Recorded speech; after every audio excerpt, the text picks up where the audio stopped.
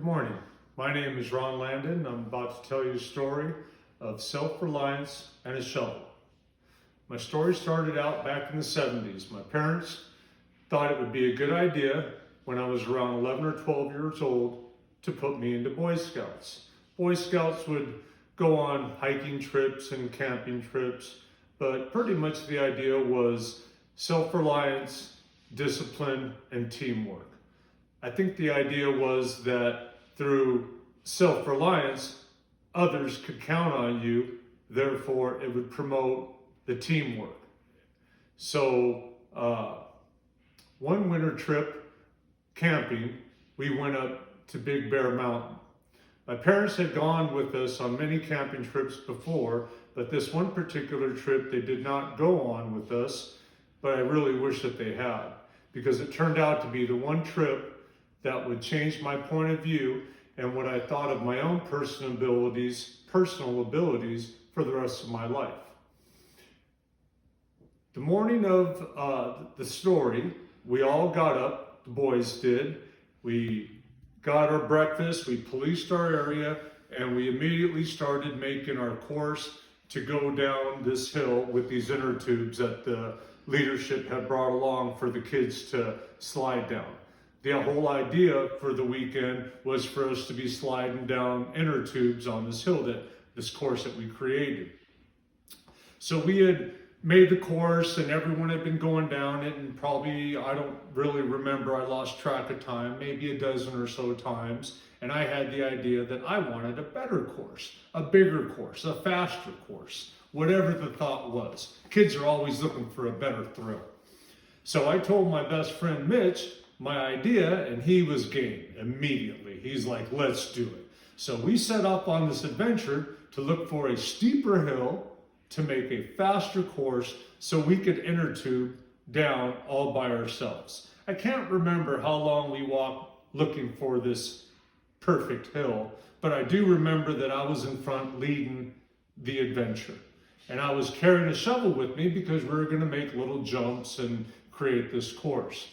So as we're walking through the snow, I lost track of Mitchell, so he might have been a distance behind me, but next thing I knew, I had broken through the snow and I sank. And I must have sank about 15 feet before I stopped. And it happened so quickly that I really didn't realize what had taken place. And as I turned to look up, the snow kept falling in on me. This is a pretty scary experience for an 11 or 12-year-old boy to go through. My heart was pounding in my chest. I was calling out for Mitchell immediately, and I can't remember how long I called him or how many times I called him, but at some point I realized Mitchell was not coming to help me. And I started to think to myself, what am I going to do as I sat there all alone? I don't know how far, 15, 20 feet into the snow. I looked up, and all I remember as a little boy was seeing my hand still holding that shovel.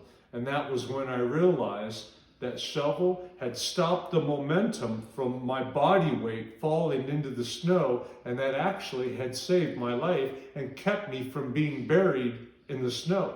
Because as a small child, it's a very small footprint in the snow, that hole where you sank. So I don't know how many hours had gone by before I finally realized it was up to me and only me to get myself out. So I started out by thinking I can put steps in the snow, but I quickly realized every time I made a step, the snow up above where I created that step was falling in on my head. So then I had to come up with a system. As I made a step, I anticipated the snow falling on my head, and I would pack the snow around me. And that, I don't know how many steps I made. Looking back, probably several dozen, I really don't remember. But each step required packing the snow that fell on top of my head down underneath me so I could continue to make the next step. And so one of the scariest things I think for a small child to have to experience is realizing that there's nobody going to come help you. And once you accept that, I think for me, that was what gave me my determination. No matter how many times that snow had fallen on my head, I just kept packing it underneath me and doing my best to make another step. So I think it was probably around 8 or 9 hours. I know it was dark. It was, if not completely dark, it was very close to the sun being completely down. Because I remember they had their lights on in their cars to light up the camping area. Maybe it was to show me where the camping site was, because they might have thought I was lost, not knowing. But I showed back up. To my surprise, they had called the ranger, they had called my parents, and everyone had been looking for me. So for me, getting back, the end was self-reliance was great, and having a shovel close by to dig yourself out of some serious problems won't hurt either. Thank you very much.